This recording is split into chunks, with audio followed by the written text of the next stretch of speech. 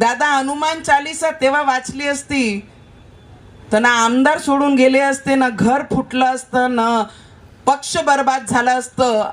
उद्धव ठाकरे यांनी मुख्यमंत्री असताना तेव्हाच हनुमान चालीसा वाचायला हवी होती. त्यामुळं ना आमदार फुटले असते, ना घर फुटले असते, ना पक्ष बर्बाद झाला असता.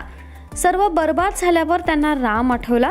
अजून बरेच काही आठवायचे आहे, अशी जहरी टीका माजी खासदार नवनीत राणा यांनी केली आहे. अमरावतीमधील एका कार्यक्रम प्रसंगी त्यांनी ही टीका केली. यावेळी बोलताना नवनीत राणा म्हणाल्या, उद्धव ठाकरेंनी मला जेलमध्ये टाकलं. आयुष्यातील 14 दिवस मी केव्हाच विसरणार नाही. 40 डिग्रीमध्ये मी जेलमध्ये होते, ते मी कधीच विसरणार नाही. आमची लढाई होती, ती आम्ही लढलो. पण जेव्हा उद्धव ठाकरे मुख्यमंत्री होते तेव्हा त्यांना हनुमान चालीसा नको होती.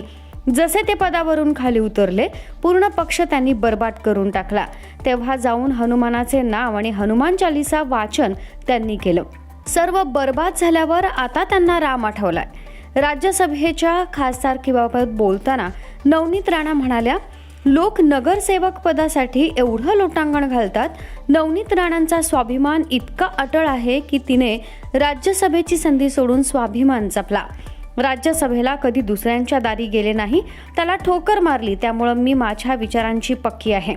दरम्यान नवनीत राणांच्या वक्तव्यावर तुम्हाला नेमकं काय वाटतं? नक्की कमेंट करा.